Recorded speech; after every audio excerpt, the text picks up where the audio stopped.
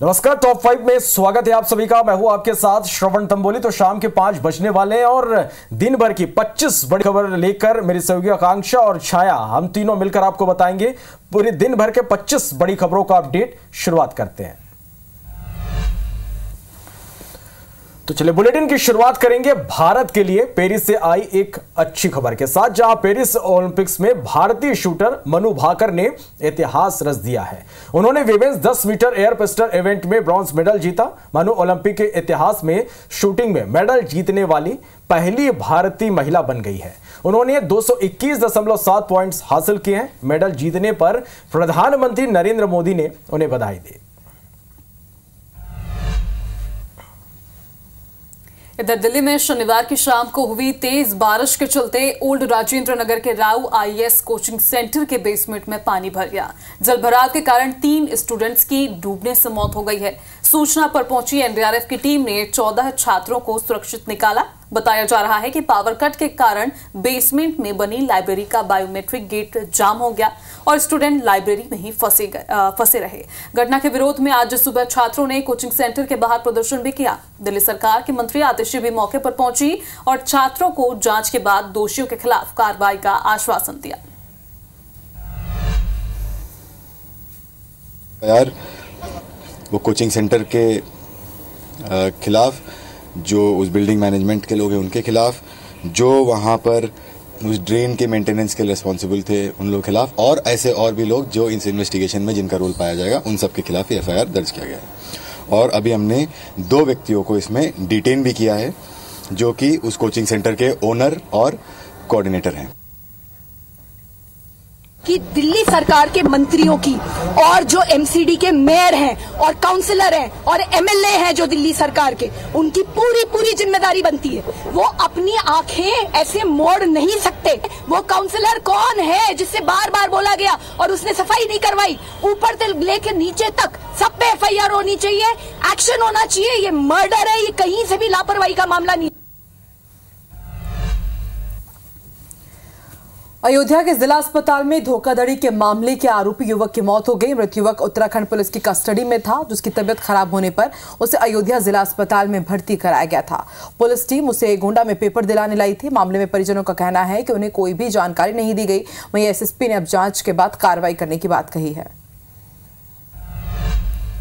Actually क्या है कि एक भास्कर पांडे नाम का बालक जो है यहाँ पे जब लाया गया था, रात में युवक था जो कि एलएलबी का एग्जाम दे रहा था, और उत्तराखंड पुलिस उसे पकड़ के लेके आई, जो कि यहाँ पे 9:10 लेके आए ये लोग। और यहाँ पे जब लाए तो ब्रॉड डेड था। हमको सर यही लगता है टोटल रिकाबगंज थाना पूरा मिला हुआ है। यहाँ पे सब लोग बिके हुए हैं, सीओ तक यहाँ का बिका हुआ है। इसकी हमको निष्पक्ष जांच होनी चाहिए, मुझे इसके लिए न्याय चाहिए, बस आपसे ही रिक्वेस्ट है। अचानक से उसकी सांस तेज होने लग पड़ी, जिससे उनको महसूस हुआ कि उसका स्वास्थ्य ठीक नहीं है। वह तत्काल उसको जिला अस्पताल अयोध्या लेकर के आए, जहाँ पे उसको डॉक्टरों के द्वारा उसको मृत घोषित किया गया। इधर राजधानी रायपुर के लालपुर इलाके में नाले में बुजुर्ग का शव मिलने से सनसनी फैल गई। शव लालपुर मॉल के सामने नाले में मिली है। बुजुर्ग 26 जुलाई को घर से दूध लेने निकला था, जिसके बाद से लापता था। मृतक के परिजनों ने थाने में उसकी गुमशुदगी की रिपोर्ट भी दर्ज करवाई थी। मध्य प्रदेश में मोहन सरकार गौ संवर्धन और पशुपालन के लिए तमाम सारे उपक्रम कर रही, लेकिन इन उपक्रमों को विभागीय अधिकारी लापरवाही और उदासीनता के चलते पलीता लगाते हुए नजर आ रहे हैं।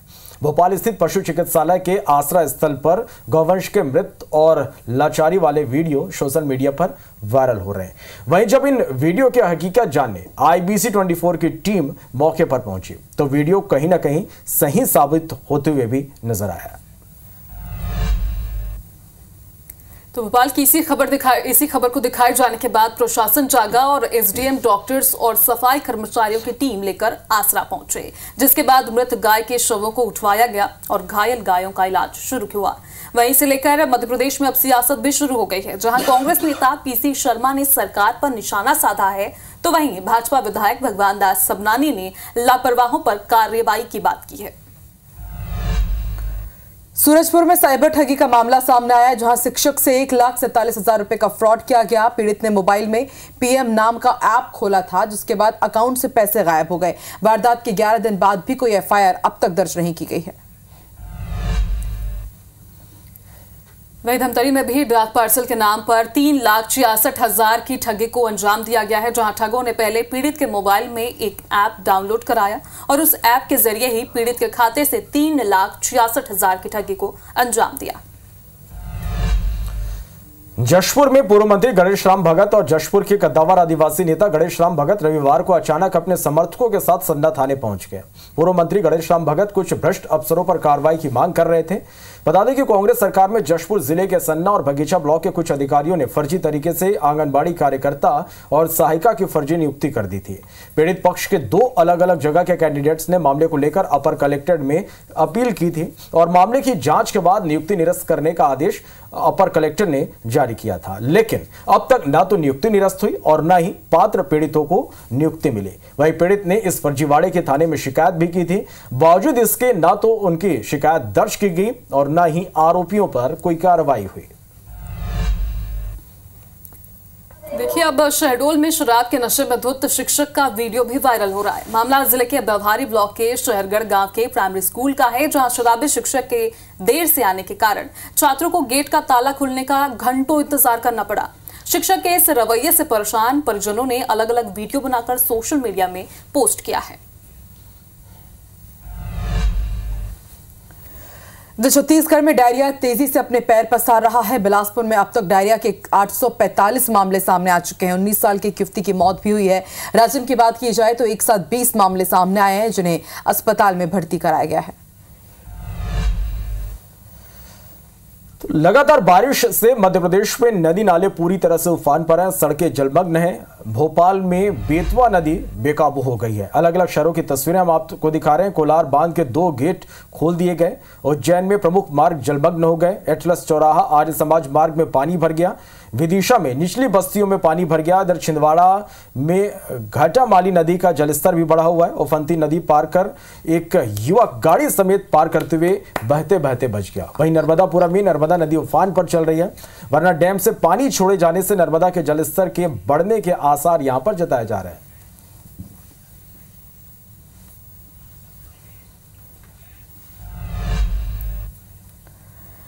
केंद्र सरकार ने 10 राज्यों के राज्यपाल नियुक्त किए हैं। राजस्थान, झारखंड, छत्तीसगढ़, महाराष्ट्र के राज्यपाल नियुक्त किए गए हैं। रमेन डेका छत्तीसगढ़ के नए राज्यपाल नियुक्त किए गए हैं। वहीं रमेश बैस को महाराष्ट्र राज्यपाल के पद से हटाया गया है। उनकी जगह सीपी राधाकृष्णन महाराष्ट्र के अब नए राज्यपाल होंगे। वहीं छत्तीसगढ़ के पूर्व प्रभारी ओम प्रकाश माथुर को सिक्किम का राज्यपाल नियुक्त किया गया है। तो आपको बता दें, रमेश बैस को अब सिक्किम का, इससे पहले वो राज्यपाल थे, महाराष्ट्र के राज्यपाल से उन्हें हटा करके अब दूसरे को जिम्मेदारी सौंपी गई है। इसके साथ ही रमेन डेका अब छत्तीसगढ़ के नए राज्यपाल होंगे और 31 तारीख को वो पदभार संभालेंगे और इसको लेकर के अच्छी जोरदार सियासत भी हो रही है। दीपक बैज ने निशाना साधा है कि रमेश बैस की नियुक्ति को लेकर के, ना होने को लेकर के उन्होंने सवाल उठाए हैं। तो राजस्थान, झारखंड, छत्तीसगढ़, महाराष्ट्र के राज्यपाल नियुक्त किए गए हैं। रमेन डेका अब छत्तीसगढ़ के नए राज्यपाल होंगे। 31 तारीख को वो कार्यभार संभालेंगे, लेकिन कांग्रेस इसे लेकर हमलावर है। कांग्रेस का कहना है कि पहले से ही भाजपा 6 गुटों में बटी हुई है और यदि रमेश बैस को कुछ महत्वपूर्ण जिम्मेदारी दी जाती है तो 7 गुटों में भाजपा बट जाएगी। इस तरह के आरोप लगाए जा रहे हैं।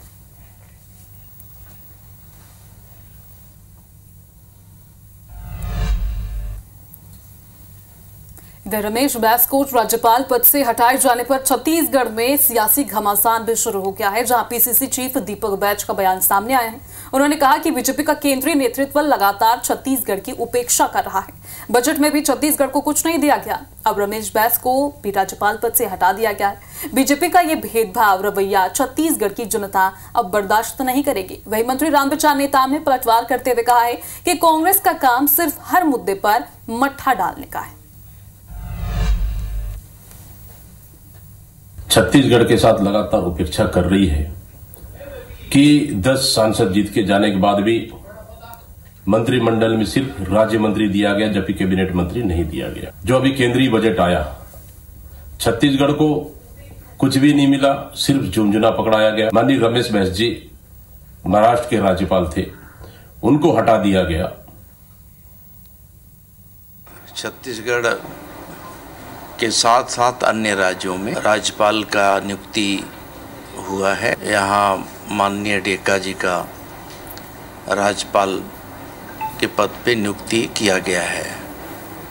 मैं छत्तीसगढ़ राज्यपाल बनने के उपलक्ष्य में माननीय डेका जी को बहुत बहुत मैं बधाई देता हूं और शुभकामना देता हूं। इस बीच एक बड़ी खबर दिल्ली से है, जहां बीजेपी शासित राज्यों के मुख्यमंत्रियों की बैठक खत्म हो गई है। पीएम मोदी और जेपी नड्डा ने ये बैठक ली। बैठक में छत्तीसगढ़ के सीएम विष्णुदेव साय भी शामिल हुए। सीएम साय ने राज्य सरकार की योजनाओं की जानकारी इस बैठक में दी। सीएम ने नक्सल उन्मूलन पर सरकार के कामों को बताया। सीएम ने मोदी की गारंटी पर काम करने की भी जानकारी दी। सीएम ने राज्य में केंद्र के संचालित कामों को भी बताया। सीएम योजनाओं में पारदर्शिता बनाने के लिए कामों को भी उन्होंने जानकारी इस बैठक में दी है। सौरभ हमारे संवाददाता ज्यादा जानकारी के साथ फोन लाइन पर जुड़े हैं। सौरभ, बीजेपी शासित राज्यों के मुख्यमंत्रियों की बैठक खत्म हो गई है, छत्तीसगढ़ के भी मुख्यमंत्री इसमें शामिल हुए थे। क्या जानकारी इस पूरी बैठक को लेकर, क्या अपडेट?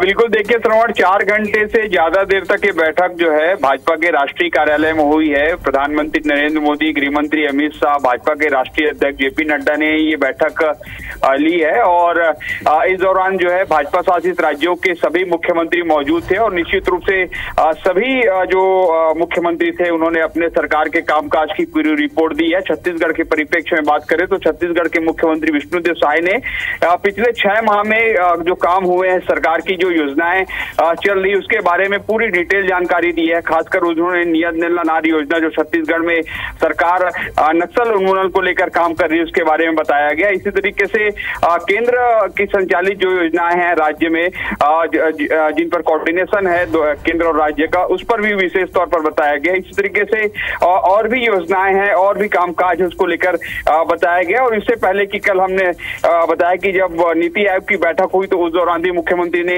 कई तरह की राज्य के विकास को लेकर मांग किए थे और फिर मुख्यमंत्री गवर्निंग काउंसिल की बैठक हुई थी, उस दौरान भी बातें रखी गई थी। मुख्यमंत्री विष्णुदेव साय और डिप्टी सीएम अरुण शाह और विजय शर्मा कुछ देर पहले इस बैठक से बाहर निकले हैं और इस बैठक से बाहर निकलने के बाद जो छत्तीसगढ़ के प्रभारी रह चुके हैं ओम माथुर बीजेपी के, उनसे भी मुलाकात किए हैं। ओम माथुर को सिक्किम का राज्यपाल बनाया गया है और उन्होंने बधाई दी है। तो निश्चित रूप से मुख्यमंत्री विष्णुदेव साय का यह दिल्ली दौरा जो है काफी अच्छा रहा है। कई सारे कामकाज जो छत्तीसगढ़ के विकास को लेकर लगातार वो चर्चा कर रहे हैं और निश्चित रूप से जब प्रधानमंत्री मोदी के साथ उनकी अगर बात करें तो बैक टू बैक 3 बार मुलाकात हो चुकी है। कल नीति आयोग की बैठक में, फिर मुख्यमंत्री गवर्निंग काउंसिल की बैठक में, फिर आज की ये बैठक में। तो समझ सकते हैं कि छत्तीसगढ़ की योजनाओं, छत्तीसगढ़ के विकास को लेकर उन्होंने पूरी जानकारी दी होगी कि हमें और कैसे रोड मैप हमने बनाया है उस पर हम छत्तीसगढ़ के विकास को लेकर मुख्य रूप से इस बैठक में चर्चा हुई, बात हुई। बहुत शुक्रिया आपका इस पूरी जानकारी के लिए।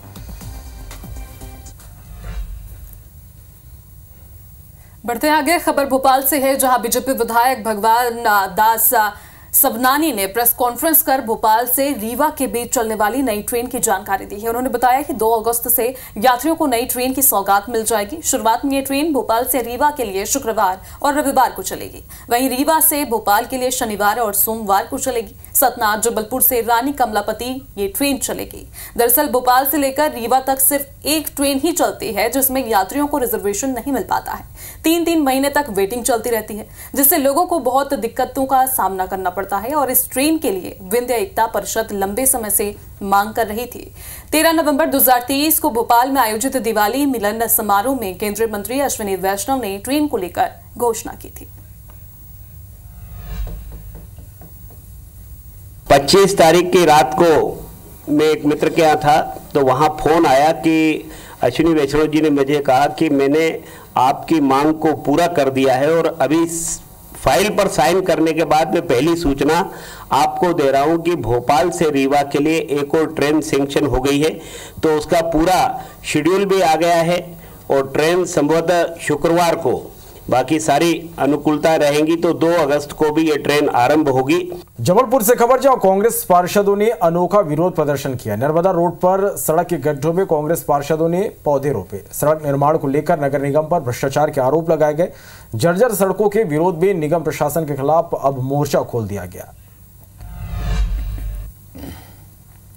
इधर अंबिकापुर में अतिक्रमण के खिलाफ लगातार प्रशासन की कार्रवाई जारी है। रविवार को छुट्टी के दिन भी प्रशासन का बुलडोजर चला है और प्रशासन ने करीब 70 डिसमिल जमीन पर किए गए अवैध अतिक्रमण को हटाने की कार्रवाई की है। बता दें कि अंबिकापुर शहर के नमनाकला इलाके में मिलन जोन नाम का एक होटल संचालित किया जा रहा था, जिसे अवैध रूप से अतिक्रमण कर बनाया गया था। होटल मालिक को अतिक्रमण हटाने नोटिस भी दिया गया था, लेकिन उसने ध्यान नहीं दिया और इसी वजह से अतिक्रमण को हटाने के लिए कार्रवाई की गई।